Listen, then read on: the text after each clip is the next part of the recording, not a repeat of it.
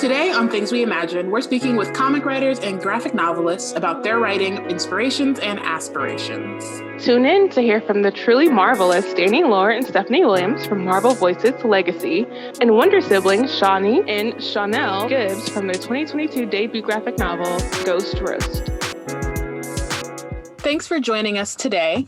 Would you mind starting off by sharing your name and a brief summary of your upcoming or recently released work?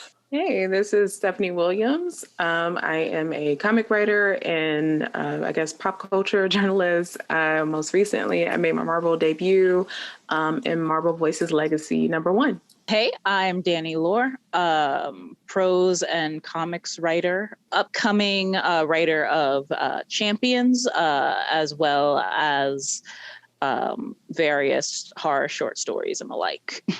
Hi, I'm Chanel Gibbs. My writing partner is here, Shanae, and she will introduce herself shortly. We are animation writers, we're television writers, we're graphic novel writers, and most recently, we are working on The Invention of E.J. Whitaker, which I have a comic book, and we have the upcoming graphic novel, Ghost Roast.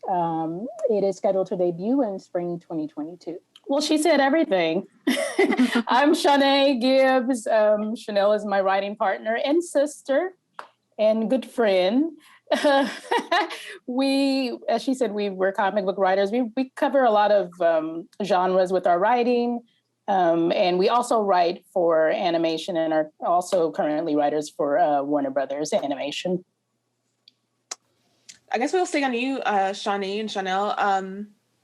You two have gone from writing steampunk, like for The Invention of E.J. Whitaker, to providing animation for Warner Brothers and DreamWorks, like you mentioned, and now you're working on a graphic novel for Ghost Roast. Where do you find the inspiration for writing all these different forms of story?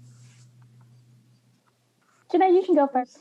There's always like a weird pause because we got to figure out who's going to talk. So, where do we find our inspiration? I'd say when we were kids, since we were little ones, we were always telling stories together, and we loved writing. We also loved to draw. So we would just be,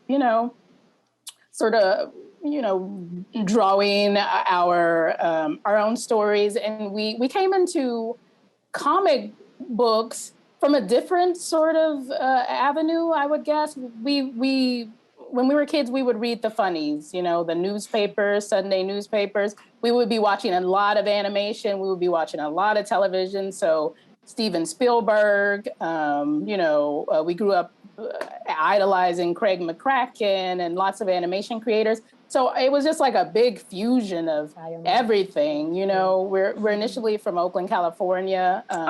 Me too. Oh my God, Bay Area. Yeah, so when we were coming up, there was just like a big, independent spirit. Oakland is just, there's a lot of activism and independence. So we had a strong independent spirit, which was also influenced by hip hop. You had a lot of rappers like E40, Too Short, Tupac, all these guys coming together doing it themselves. So when we came of age, 357. Oaktown 357, shout out. That was an old hip hop group. So it was just a fusion of all of this stuff. So we went to school for filmmaking, and it just sort of came out in so many different ways, right, Chanel? Yeah, I'm gonna wrap it up because we could be here all day. But just like our life experiences, growing up, storytelling was a big part of our upbringing. Our family traveled from the South to get to California, from Texas and here and there. So the stories of our grandmother and her sisters we're twins. They're also twins, larger than life. They were. They were kicking butt and doing all this kind of stuff, and so they were like our heroes, like So it started at home. It started with our heroes at home. It became us on our own adventures because Spielberg was white boys on bikes. we were out there doing our own thing, creating our own stories, and with overactive imaginations that serve us very well today. But just inspired, you know, we've had lots of different incarnations of like careers, you know. So we were teaching at one point, we were here, there, but all of that, like we just absorbed. You know, we listen a lot to conversations and just inspired by just tiny everyday interactions, you know? And so, and that comes through a lot in our story, but our family history is a big part of it. What's, you know, going on in the environment. Yeah, super, you know, there's supernatural elements at play always, you know, and in terms of like family history, where you have people who dream, you know, they'll call you up and I had a dream about, you know, our mom dreams about babies and they arrive, you know, she'll call somebody's pregnant, you know what I mean? So it's like, and these little interactions and just being on the touch, the edge, that inspires like the fantasy element of our storytelling. And so lots of things inspire us, but we're just like sponges and always have been, and it comes out in the work. Yeah, it's so funny. I feel like the being part of like the Black diaspora, especially in the U.S., means that you're gonna like have to bring in those different elements. And even like hearing y'all talk, even though you're from Oakland, I can hear the Southern roots of it. And it's so funny to me hearing like Californians talk, because it's always like an element of like Southern in it, and you're like, where y'all getting that from? But it's coming from the diaspora and like migration. And Danny, I feel like you're a lifelong New Yorker, right? Like you're from the Bronx. Yep, Harlem and the Bronx. Right. So I'm sure that there's like different like diaspora things you're hearing there, especially like from the different islands. Does that make way in any of your different mediums that you are writing? Like I know you write a lot of like short stories for, especially like for magazines like Faya, which you're part of, and for comics, is there like a similarity in that? Since a lot of my family is Southern in origin, at least, that tends to be more of an influence than Caribbean influence. But then I think kind of in general for me, I tend to do more contemporary current stuff than I think stuff that kind of like harkens back. And this comes a lot from just my method of inspiration being very tied into riffing off of, oh, I love that, but what if it looked like the world that I knew? Or I can't stand that because it's so doesn't kind of factor in the fact that like the worlds that look like my world exist, you know? And that's kind of where I do a lot of my jumping off points for stories, you know, and just stuff that's I tend to lean towards very New York stories. Part of this kind of comes from, especially in Harlem, but in the Bronx as well, just growing up in a particular stage of gentrification for the neighborhoods, and feeling like my stories should be part of, I guess, immortalizing like the Harlem that I grew up with, the Harlem that I know. I moved to New York, and like, you know, I'm not a New Yorker, but like I've been here for about 11 years almost. And when I first came to New York, and like what Harlem had then versus what it has now has changed even in the 10 years that I've been here. And I can only imagine what it's like having like been like born here, and like all the things that like, I know there was like this like Harlem Lounge Club that I remember being around when I first came. And it like it was gone in like a year or two afterwards, after I'd first come. And it was like a historical Black lounge in Harlem. And I was just like, that is so sad that like just that quickly something that's or even stuff like, history is gone. Yeah, or even stuff that like you might kind of laugh on the surface as being culturally important, but one of the strongest new examples that I use is you know, like the infamous That McDonald's, you know, that Jay talks about, like that. I grew up across the street from that, and about a year and a half ago, 2 years, it closed, and like the arches are still there, but like it's all, you know, walled up because Columbia is going to build something or other there, you know? And it was, you know, just such a huge part of the neighborhood for, you know, decades before I was born, you know, like, and, you know, it seems kind of weird to like laugh, like make a comment about, you know, like a McDonald's closing down, but like it was just like kind of one of those structures that, you know, was so important to the neighborhood that like it's immortalized in song, right? And like even the bits like that, you know, are changing and closing, and it feels like every time I go to like visit my mom, she still lives in that neighborhood, you know, like, you know, I go every few weeks, but every few weeks it seems like there's been like this shift of erasing what used to be there. Yeah, it's like so frustrating. It's also sometimes I can see like if that plays into like your fantasy writing in some way, like you can feel like it's erasing part of your memory. Like it's like, was I wrong? Like it's kind of like gaslighting in a way. Like, wasn't there a thing here that meant a lot to, like, I'm not imagining that. Like that was a thing, and it goes without any notice. Like nobody really talks about it, and you're just like, this isn't right unless you talk to other people and like they're also in the same.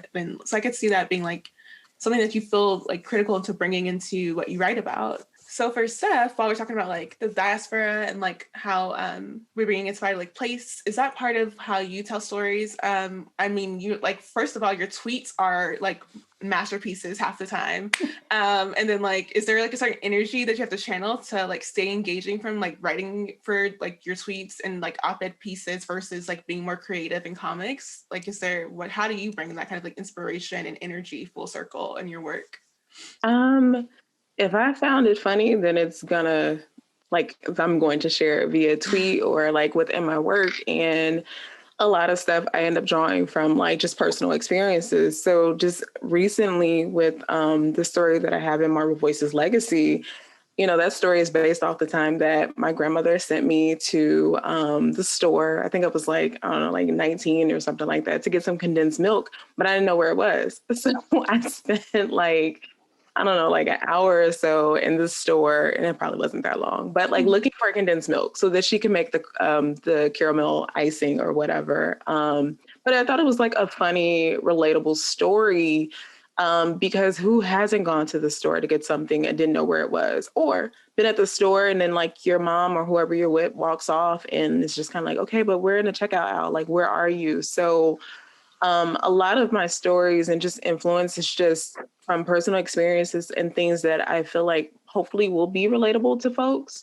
I originally grew up in Chicago, Illinois, but my grandparents are from Alabama. So like they're newly transplants there. So like I've always had a Southern experience. And I feel like a lot of that, if anything, comes through in the language, as far as like my tweets or even something that I write.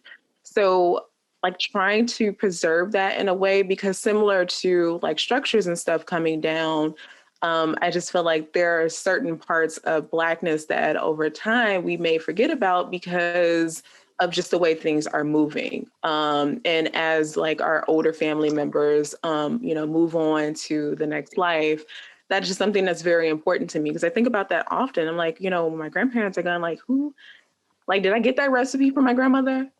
Or, you know, just little things like that. So trying to infuse that in my work in the best way that I can so that it can continue to live on. Love that. So sort of going off of that and just talking about inspirations and talking about like where we get these, where we pull them from in our experiences. As creators, a lot of times we have these moments that we're really proud of, and can sometimes come from like what our experiences are, and or that stick with us and that you hope then will stick with your readers. Would y'all, I guess we'll start with Danny. Would you mind sharing either a line or just a moment from your upcoming work that makes you happy every time you go back to it? Actually can't share anything from the upcoming stuff. Well, then in past stuff too. But I think that in the current Truth and Justice storyline that I'm doing with John Constantine and Papa Midnight, one of the center points is a non-binary Black teenager named Alex. And it's less about like even the personality of that character in particular, and more that like I have always kind of like loved John Constantine and that kind of character, but it is a character from a different era, right? Like it is a character that is deeply entrenched in like 80s British politics. And it's really exciting for me to explore not only what that character looks like to like a modern Black kid in New York, but also realizing that he's like, oh, right, this is what I look like. Like this is what my resume looks like to to other people. And that was really fun and exciting for me. Steph, what about you? Yeah, so with Living Heroes, when I go back to the moments that the story is a white woman of color, because Jen is there and She-Hulk is green and she's still white, so that's where that name came from. But it was really important to me to kind of talk about how Black hair has been represented in mainstream comics, specifically Marvel, because those are the characters, and talking about these things that we have talked about offline, like online, when discussing like, Misty Knight having, the afro on the back and like, a straight bang in the front, and like all the gel, and how that doesn't really make sense, because if she sweats, then her eyes are burning and she's losing that battle. Or for Monica Rambeau, for instance, it looks like an afro in Avengers, the early Avengers, but I always saw it as a Jerry curl. And I thought, well, if her powers are harvesting energy or whatever, how is her hair not going to flame? Now, it doesn't work that way because of the way her powers work, but that's just something that crossed my mind, but would not cross the mind of these white creators who came up with these characters. There's just like little things. Or Storm, always having perfect hair. That's the only one that kind of makes sense because she can control the weather. So I personally would be controlling humidity, so I wouldn't have to deal with that. But just having this conversation and one, making fun of some of this stuff, but also having a real just nuanced conversation on how I felt, Black superheroines would talk about stuff like this, because hair would be very important. It's important to us when it comes to just the work environment and the different things that are expected of us. And I just thought that was a conversation that I wanted to have. And when I look back on that story, I love that I was able to do that, because that story did not start off that way. It was just, I kept coming back to the script and I'm like, wow, what am I going to do with this? And then it dawned on me, like, talk about hair. This is the perfect, they're in the kitchen. It's midday. Storm is on her way to a hair appointment. So talk about hair. Shanae or Chanel, whichever one of y'all want to go. As we look at each other. Okay, so Chanel, she's ahead. muted. Yeah. Okay, fantastic. So our main character, I would say The Invention of E.J. Whitaker, which is our steampunk comic book. Our main character, Ada, Stephanie, going back to Alabama, we set the story at Tuskegee University. And the story is focused around a young Black female inventor at the turn of the 20th century who is just dope and amazing. She's inventing all this cool stuff. She invents the first flying machine ever. But because she's a Black woman, she's a woman first, she's a Black woman, she's a person of color, her work would just not be taken seriously coming from a woman. So she invents under this male pseudonym.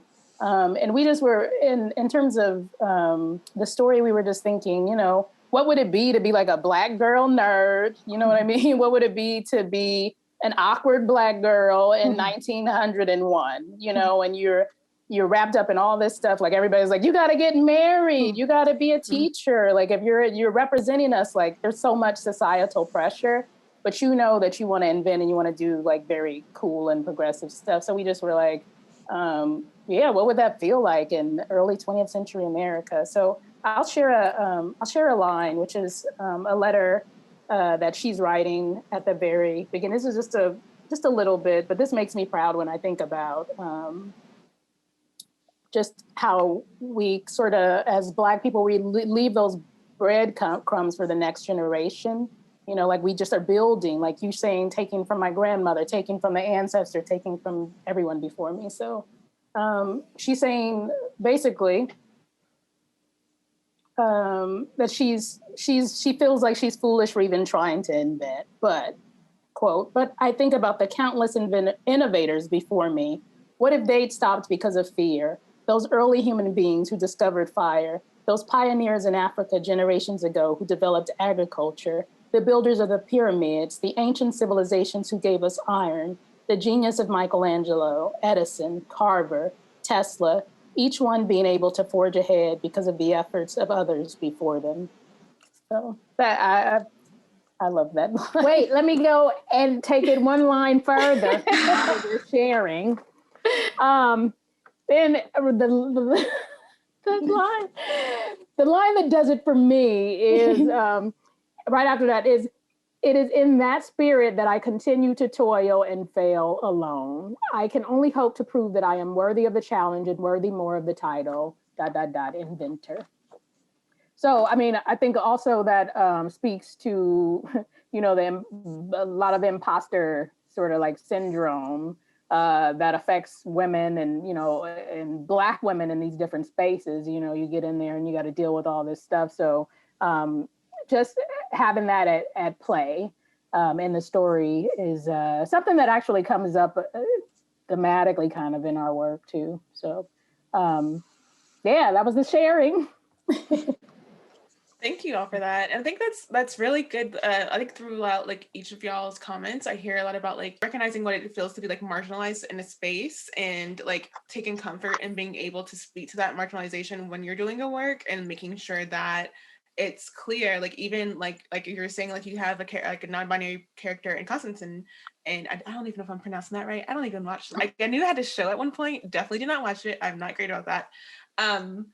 But it sounds like, you know, you get to live in these heads for a minute and get to do what you hope, like you're like, you were saying, Chanel, about like having breadcrumbs and leaving them out for someone else to be able to pick up on it. And Shawnee, I'm sorry.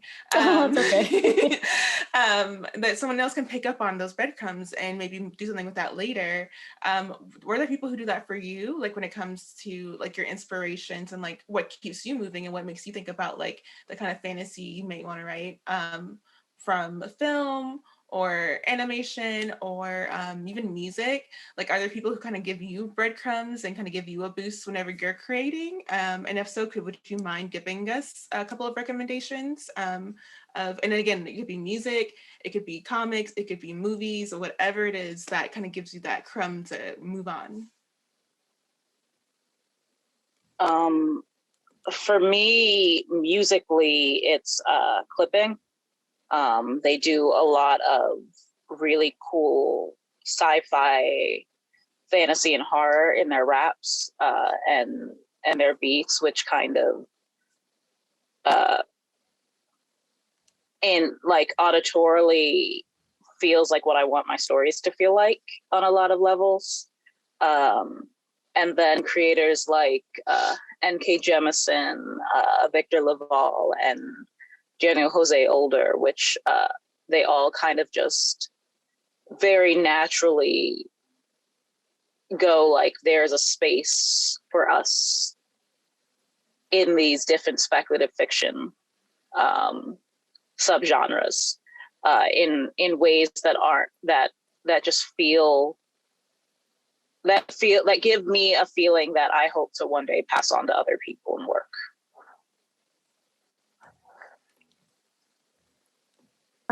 I think for me, as far as like writers, Toni Morrison comes to mind because there's a quote of hers that will always stick with me, and that is, if there is a book that you want that does not exist, then you must be the one to create it. I've always taken that to heart. And then Blaine McDuffie, who said that my fan fiction is canon, and I just love that because, you know, for Blaine McDuffie is just near and dear to my heart because I felt like he always brought a human element to everything that he did. which sounds silly to say because like he is a human, he's not an android, so why wouldn't that be? But what I mean by that is that making characters that we're told should not be relatable because they can do these extraordinary things, but making them relatable in a way where, you know, his Fantastic Four run initiative, I'm thinking of that because I couldn't stand Reed and Sue Storm together until he wrote them, because you have this married couple who's dealing with these problems and then also having to save the world, but they take time off to reconnect with one another. And he wrote Storm and Black Panther in a way that actually made me say, hey, this relationship could work if in better hands.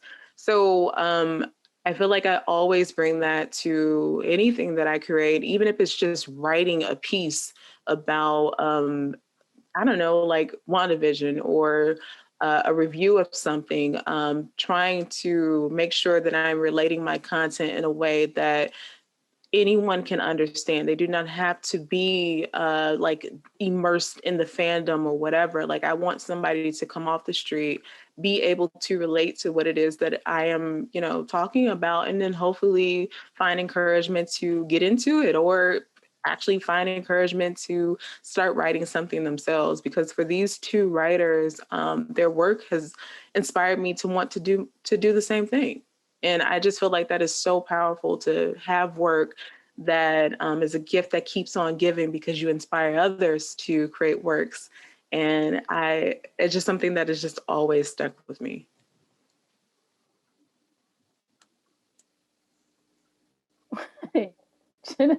Janelle, I feel like I'm always talking. Yeah, okay, well, I just think of the DNA of creatives, you know, that lives through us, you know, and I like to think of it like that, as like creative DNA. Like Octavia Butler is like a big, like our fairy godmother. She's a goddess. She is, yeah. And she lives, I just feel like there's a little piece of her that's inside of us. And you know, it's just like inside of anybody who really inspires you, like it's in there, you know, and it's never going away. And so Octavia Butler is a big one for us. We found her in high school, and it just kind of changed the direction of everything, you know. Hayao Miyazaki's films, you know, musically, like, I mean, DNA wise, Lauryn Hill, like we grew up, the Miseducation was like, oh, it was spiritual. I don't know how to tell you that. Like, I mean, and since the coming of Lauryn Hill, I just haven't quite experienced that level of void, like a woman's voice in hip hop for me. I mean, I'm still waiting on something of that, like, you know, that magnitude.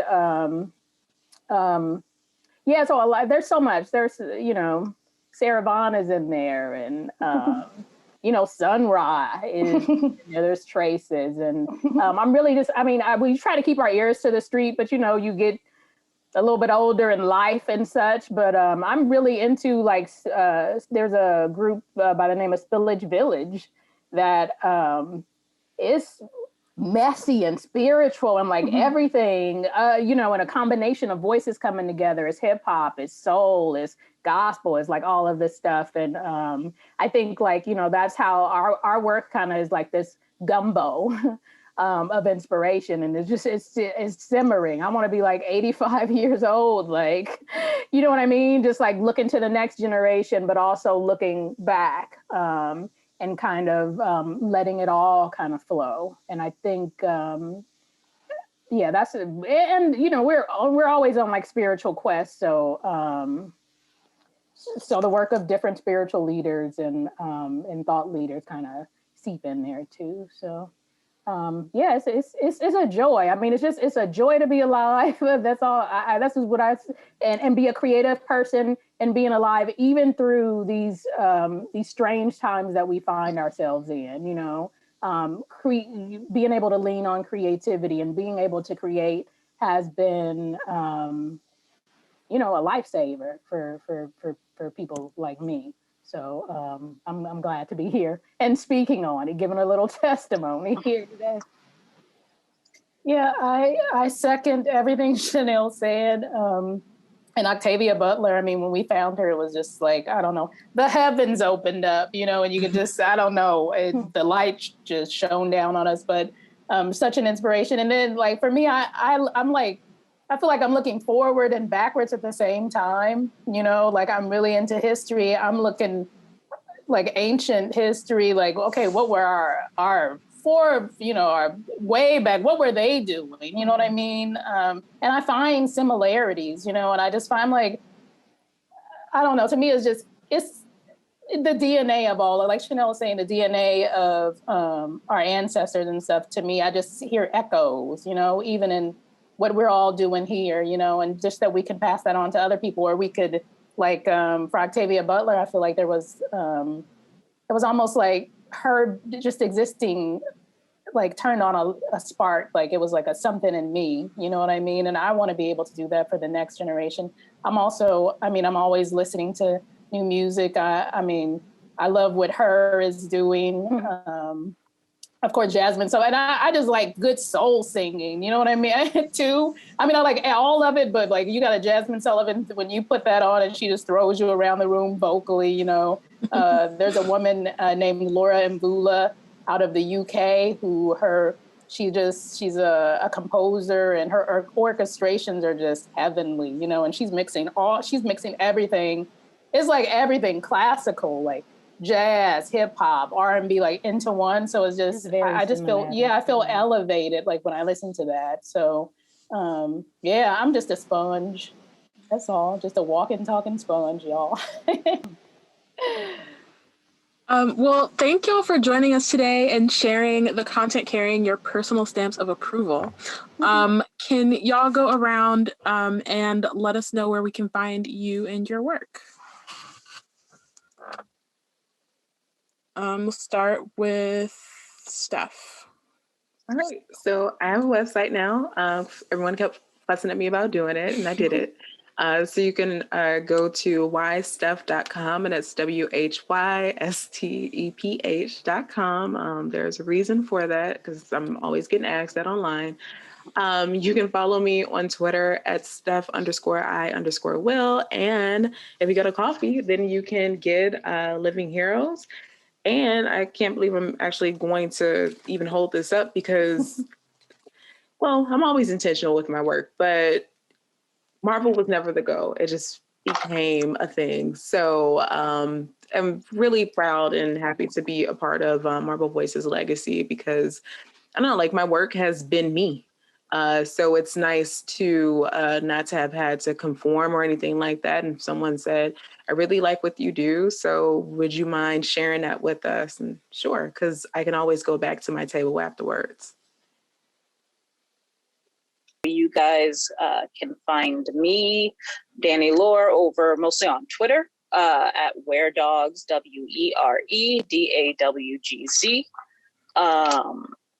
Because I have a brand and it's werewolves.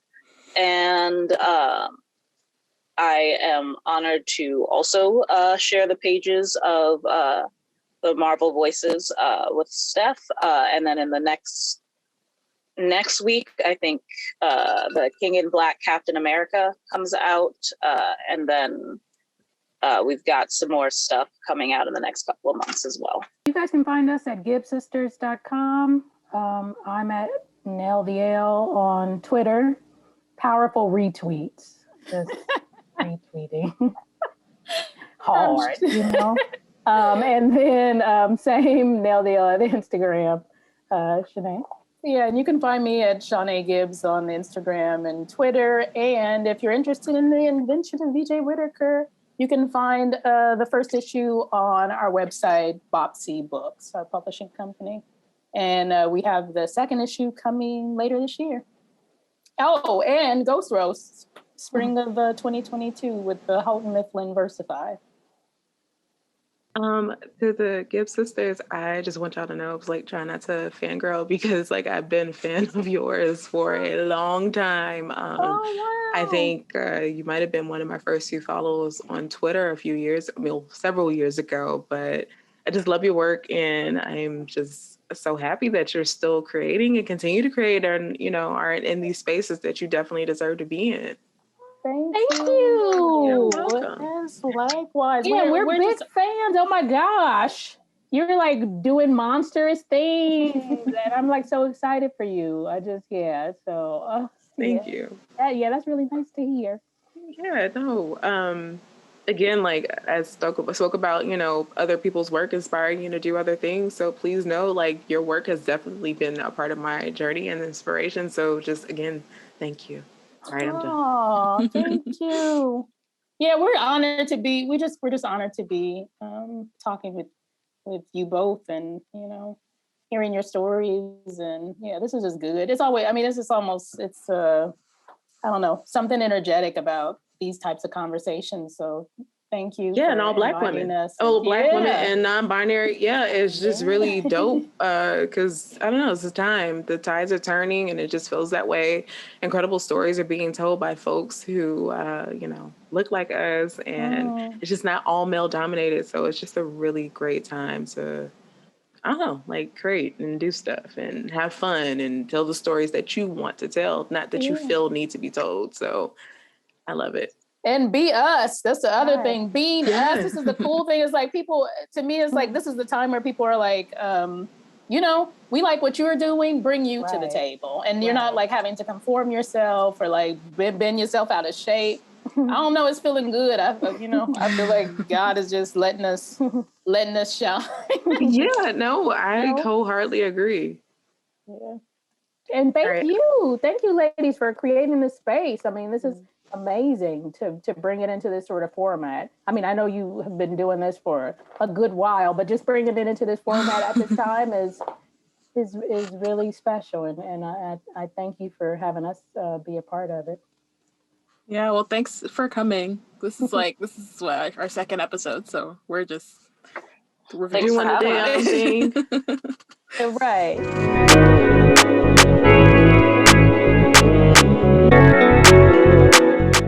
So we've just heard from some amazing recommendations, and we wanted to have this portion of the show where we talk about our own and what we have in mind for like recommendations to people when it comes to like building out their own fantasies. Some random reason I'm sitting here and the only thing I can think of is getting more organized. And I guess it is part of kind of like my personality, is trying to figure out how to better organize my thoughts, because I have so many ideas all the time, and I never know when I'm going to be inspired. So one thing that made me really happy and investing in recently was this big book-sized planner. And I ordered it from Etsy. This is Etsy's shop called Beautifit Happy Planner, and it's Black run, and I'm super excited about it. You can get this is not the only cover, unless you're you can also get one and they put your name on it. There's different styles of covers. You can get it like book bound, like this, like in a glue binding. You can get it in like a ringed notebook, whatever format you want.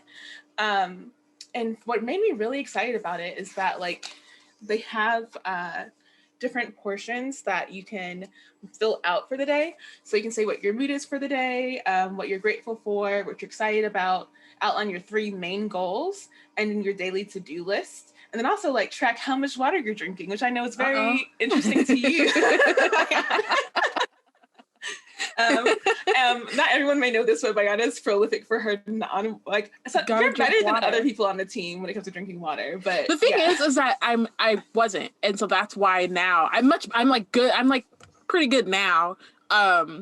But that's why I usually am like, hey, did y'all drink water today? You should drink some water, because it's literally like I'm reminding myself. So I'm like, if I'm thinking about it, somebody else should also be thinking about it. So drink water if you have not. That's not my recommendation, but it's my recommendation. I mean, I'm pretty good about drinking water because I just get thirsty all the time. So I'll just be like, okay, I gotta at least like have 2 things in my water pitcher thing per day, and then I'll feel happy. And if I get more than that, then great. But every once in a while, I'll throw a little something else in my drinking habits. But I always get enough water. That's the point. Drink enough water. Yeah, that's it. Just there are ways to hydrate, but Water is the best for your cells. And then one more thing I want to talk about for the planner is that it has like these opening pages, and I can't oh yeah, so I had this thing on, I can't tell you, but it what makes me actually, yeah. Oh, there we go. Okay, no. So what makes me blissfully happy, and it makes you take a moment and actually think through like write down what happens when you think about that question, think back to these moments, and like helping you work through things you like about yourself and how my friends best describe me and stuff like that, to help you kind of like work through when you're goal planning. And then they also have pages dedicated not only to like the month, but like to the weeks and breakdowns that you have for the month based on that, and as well as building budget plans. So it's just an all around good life planner. And for me, like I'm going through a lot of like trying. One thing that's really like that's about me is that I have ideas all the time about different projects, and I'm a project leaper. I will leap from idea to idea based on how like enthusiastic I am about them. And so I feel like having a planner that will help me cover my like daily life, as well as like be a place for me to like, if I put my goals that I want to write on one of the projects that I'm leaping on at that moment, then I have a place to put that information and kind of like what makes me happy about it. Why am I so happy? Why am I so ready to jump on this project right now? It'll help me like work through that and be better about actually getting the projects done rather than just like skipping around and writing different ideas on each of them. So I'm really excited about that. I'm hoping fantasy wise that pans out in my writing actually coming through this year, and with not just like a couple of projects, but like thinking through them well enough that I can get them written and not just sitting in my brain festering for no good reason. What about you, Bayana? Well, I love that. My planner is really the only reason I know what is happening at all. Like, I feel like, especially with like everything going on, like I feel like people are always like, Bayana remembers everything, and I'm like, no, I write it down in my planner. I write it in my calendar. I have a list on my phone. Like, I just write things everywhere, and then I just check it obsessively. But my recommendation is not that. It is These Bewitching Bonds, which is a anthology, Black Girls Create anthology, our first one that dropped from when this goes out about a month ago. Portia has written a story in it, and I and Connie were lead editors on it, and it is a collection of stories, poems, and art all around magic and community. So it's all fantasy stories and different stories of Blackness from across the diaspora, and it is really great and really pretty. And so, it's Black Girls Create over here, so you should buy it and read it. But yeah, it's awesome. And yeah, and like after all the inspiration that you've gotten from all the like Black voices that we had on the show today, like you can like hear that like resounding and just like own it on whatever digital device that you want at any given time. And because like Bayana and Connie are such good curators and editors, it's like well pulled together, and it's very much VGC brand, but also like typical of what the stories themselves, like the voice of the stories themselves. So yeah, I mean, not to toot my own horn, but the other people's stuff in there too is really good. Portia's is very good. And it's kind of funny because like then it kind of started to get my brain turning around writing my own short story. So like it actually is like a actual, like I'm going to apply this at some point, because before that, and I mean I started reading short stories like outside of doing the project, but I'm really bad at containing my stories. I just kind of let them get bigger and bigger and bigger, and then I'm like, oh no, that's so much work to do. So not that short stories aren't a lot of work, because my first idea is like, I don't know why I do this to myself, but but it like helped me kind of understand the like structure of it. And so like reading from These Bewitching Bonds and then like buying other short story anthologies can also help just like craft wise as well. Like you're enjoying the stories, but you're also learning kind of just how to do it yourself. So yeah. So hopefully if you take anything away from this episode, craft. Honing in your craft and organize. Taking your planner, help that like organize yourself, and then that'll help you guide yourself into the kind of craft you do. You take inspiration and then drink water.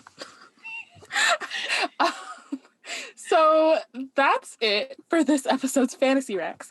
Thanks for joining us for this exploration of some upcoming comic and graphic novel releases. If you'd like to join us for more great talks with Black, Indigenous, people of color, fantasy creators, please make sure to hit that subscribe button and follow us on Twitter at Things We Imagine. See you next time.